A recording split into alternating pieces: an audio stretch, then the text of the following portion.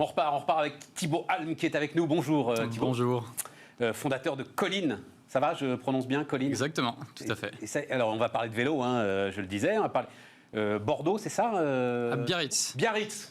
Attention, c'est pas pareil. J'étais pas très loin quand même. Ah ouais, tout à fait. J'étais pas très vu de Paris, voilà, c'est là-bas quoi, vous voyez. Ouais.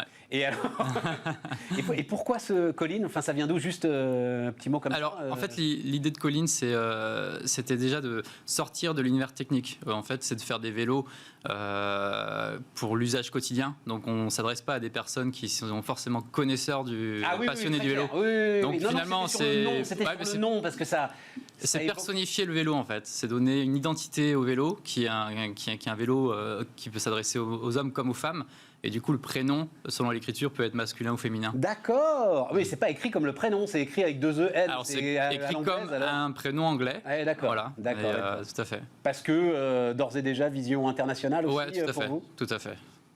C'est ça, les nouveaux entrepreneurs. Et alors, il y a plein de choses qui m'intéressent. D'abord, on va aller sur le crowdfunding parce que je trouve ça très intéressant. Puis c'est en train de partir de partout. Ouais. Donc voilà, vous allez me dire ce qui vous intéresse dans cette histoire. Mais d'abord, le boom du vélo, vous le vivez vous aussi là aujourd'hui? Enfin, on parle que de ça depuis maintenant 1 an. Exactement, exactement. Alors nous, on a commencé à travailler sur Collin. Très haut de gamme. On est sur le très haut de gamme. Ouais. On a commencé à travailler sur Collin fin 2012. Donc c'est quelque chose de longue date. Ouais. On profite aujourd'hui du boom du vélo, mais surtout dû au fait que nous on fabrique en France, on fabrique dans nos ateliers. On va le voir là justement. Donc contrairement à beaucoup de fabricants qui sous-traitent la fabrication en Asie. Alors c'est vrai qu'on voit, on va le voir d'ailleurs, on va voir notamment l'ensemble des tubes là qui sont en carbone, voilà, c'est ça. Après tout, alors on va parler du moteur ensemble. Après tout le bloc. Enfin, vous faites du Shimano comme tout le monde finalement. Tous les freins, etc. Ça vient du Japon, non? Non. Non. Non, pas du tout. Donc en fait, on travaille en interne, on fabrique toute la partie composite, donc toute la partie carbone, c'est-à-dire le cadre. C'est ce qu'on va voir là, voilà, la découpe des plis carbone. Exactement. Etc. Donc là, c'est vraiment un travail très complexe, très minutieux.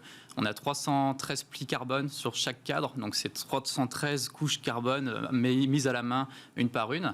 Donc on fait toute cette étape de fabrication. On a développé toute l'électronique qui est spécifique, donc ça c'est des composants qu'on a développés du côté de Bordeaux. L'électronique, c'est le bloc moteur, ça? Alors c'est batterie, l'écran, c'est tout le bloc moteur. On travaille avec un sous-traitant américain. On a un moteur spécifique.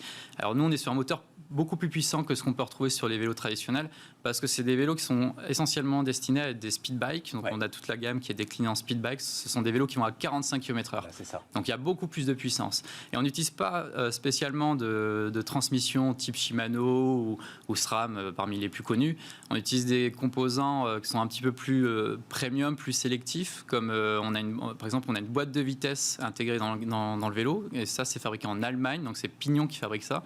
Donc c'est les anciens ingénieurs de chez Porsche. J'ai reçu les concurrents de Pignon. Vous avez des Français qui font ça, qui se sont alliés avec Valeo là. Oui, tout à fait. Ben oui. Tout à fait. On les connaît bien, on est aussi en discussion. Mais en effet, c'est le même type de... Moi, je suis pas du tout, pas du tout extrémiste du Made in France. C'est votre démarche est intéressante. Voilà, c'est la démarche est intéressante. Et moteur quand même, parce que le moteur lui-même. Ouais. Globalement, il est Bosch, non? Non. Ça peut être autre chose que Bosch? Oui, tout à fait, tout à fait. En fait, Bosch, Shimano font des moteurs pédaliers plutôt orientés pour des vélos à assistance électrique, donc qui vont à 25 km/h. Donc ça fonctionne en 36 volts. Nous, on est sur des moteurs qui sont plus puissants. Ils supportent 1500 watts. Ils fonctionnent en 48 volts. Et ils viennent des États-Unis alors? Et ils sont d'origine américaine, tout à fait, ouais. Quand vous dites d'origine américaine? Alors, il y a une partie fabriquée en Asie, mais comme tous les moteurs. Oui, non. Mais en effet, c'est une conception vraiment... En fait, aux États-Unis, ils ne se vendent pas de vélos qui vont à 25 km/h avec des puissances de 250 watts. Donc, c'est des vélos qui sont tout de suite sur des puissances de 500 watts. À l'américaine. Et donc, c'est plus orienté speed bike. Il faut savoir qu'il y a plus de puissance, plus de contraintes de fatigue, etc. Et là, en ce moment, où sont... Parce que j'imagine que vous vivez les pénuries, les tensions sur les fournisseurs, les choses comme ça. Alors forcément, il y a... par exemple, sur les pièces un peu plus traditionnelles, par exemple les pneus, on travaille avec Schwalbe. Là, on est sur en effet, il y a quand même des délais à rallonge, donc il faut prévoir dès maintenant des stocks sur un an. C'est moins vrai sur les composants type pignon qui sont très exclusifs, où là il y a moins de problématiques comparé à les Allemands de pignon qui n'ont rien à voir. Si vous connaissez le vélo, vous vous dites mais oui, c'est le pignon des railleurs. Non, ça n'a rien à voir. C'est une pure coïncidence. Ouais, tout à fait. Mais c'est très intéressant. Et donc vous faites le pari que tout ça va être durable. Ah oui, tout à fait. Puisque vous investissez, puisque là, donc, vous allez même solliciter finalement chacun d'entre nous pour participer à votre croissance, vous estimez que tout ça est durable et qu'il faut monter l'outil industriel. Exactement. En fait, le marché du vélo se structure. Le marché du speedbike, alors, est complètement inconnu en France. C'est un marché qu'on connaît en Suisse, Allemagne, Belgique, Hollande. C'est en pleine croissance. Juste un point de règlement speedbike, vous n'êtes pas sur les pistes cyclables normalement. Exactement. C'est ça, hein. Alors en Europe, à l'exception de la Suisse, c'est un cyclomoteur léger. Donc pour le moment, on s'est considéré comme un petit scooter. Donc on n'a pas le droit, comme un Solex. C'est le retour du Solex. Exactement. Donc on n'a pas le droit d'être sur les pistes cyclables. Par contre, et il faut un petit brevet de circulation. Là, il faut une petite, oui, voilà, ou avoir son permis voiture. D'accord. Et donc il y a une plaque d'immatriculation.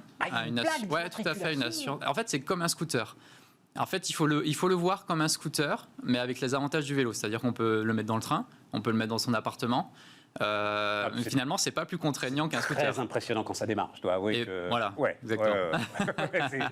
C'est quand même un effet bœuf. Et alors, c'est pas vrai en Suisse, dans le sens où en Suisse, la réglementation, ils ont considéré ça comme un vélo rapide. Et c'est pour ça que ça marche aussi très bien en Suisse, puisqu'il y a quand même une plaque, quand même une assurance, mais on peut prendre les pistes cyclables. Ils ont des meilleures infrastructures aussi. C'est un point qu'il faut prendre en compte. Tout à fait.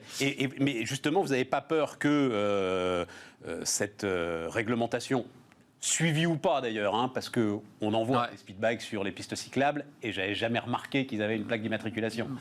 Voilà, donc vous n'avez pas peur que ça freine le marché, que ça limite le marché justement ? Alors en France, pour le moment, ça limite quand même drastiquement le marché. Eh oui. Parce que les revendeurs de vélos ne sont pas prêts forcément à promouvoir ce type de produit. Mais pourtant, vendre un scooter, c'est très facile en France. Et il faut juste le considérer différemment.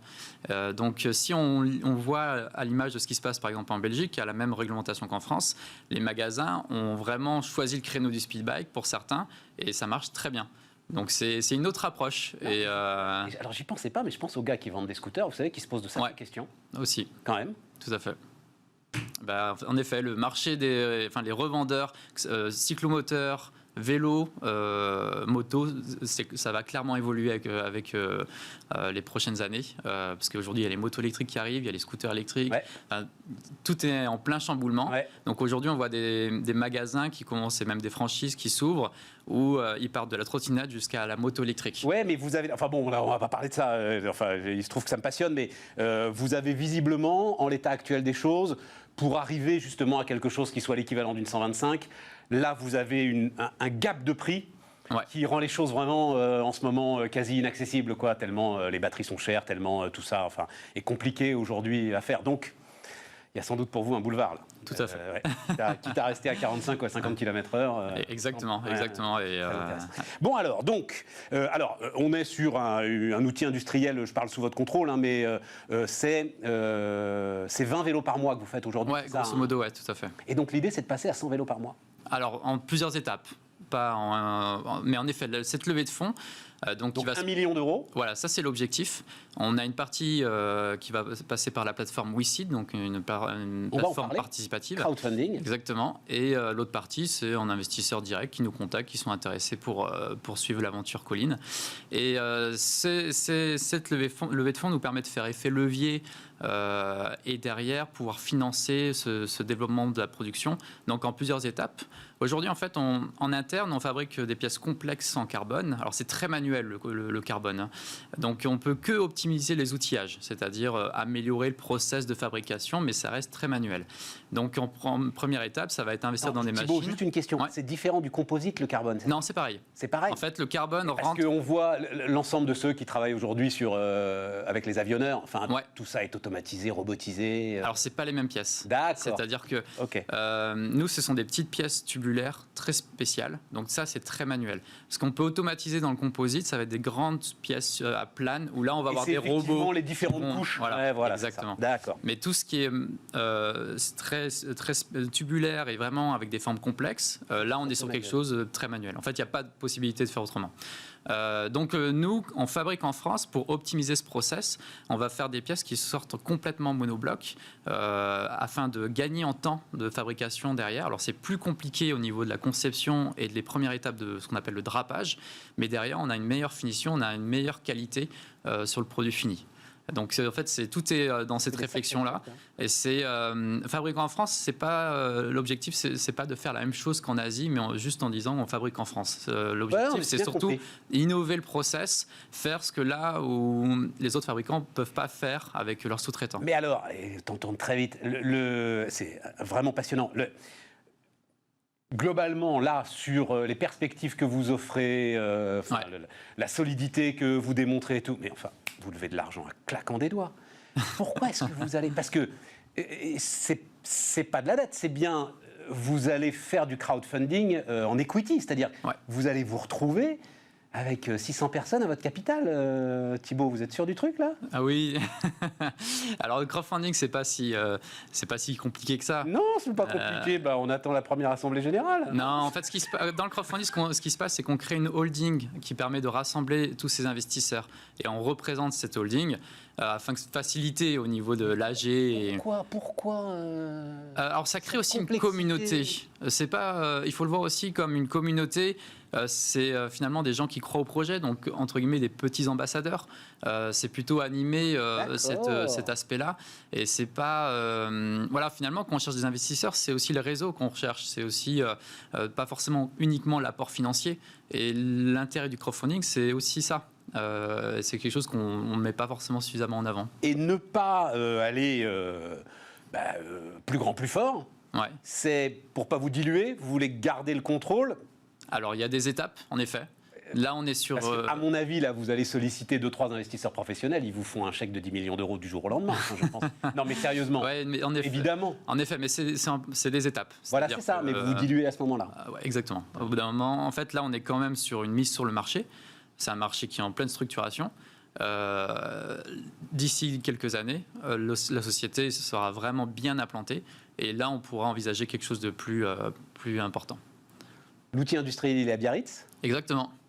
Et il restera sur le secteur. Peut-être pas à Biarritz même, mais sur le secteur. Sur le secteur. Ouais, vous avez tout ce qu'il faut là pour monter en puissance et pour monter en gamme. Exactement. Et puis, vous développez quand même beaucoup la vente directe. C'est-à-dire que le sujet, on parlait des revendeurs, mais visiblement pour vous, la vente directe est sans doute quelque chose de plus efficace, non? Alors, en fait, ce qui se passe, c'est que, alors, dans un premier temps, on a fait beaucoup de ventes directes. Maintenant, on a de plus en plus de magasins intéressés pour travailler avec nous. Et c'est important d'avoir une antenne locale pour la maintenance, le SAV, pour les services autour du vélo.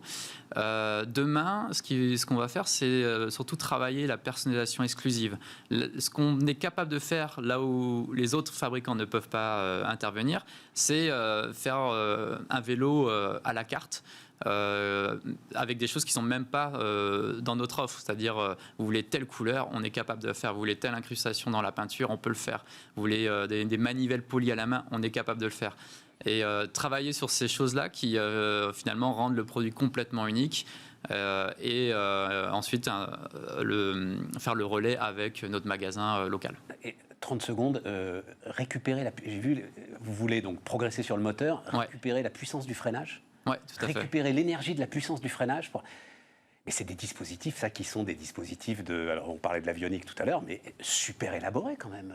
Oui, alors, il y a quand même déjà des systèmes qui existent, mais on veut aller plus loin. C'est-à-dire qu'aujourd'hui, les systèmes qui récupèrent l'énergie permettent de récupérer 5 à 10% grand maximum sur la capacité de la batterie. Demain, on travaille sur des nouvelles batteries, des nouvelles technologies de moteurs qui permettront de récupérer 25 à 30% d'énergie sur un trajet. Donc on est beaucoup plus élaboré, on va avoir quelque chose de beaucoup plus poussé.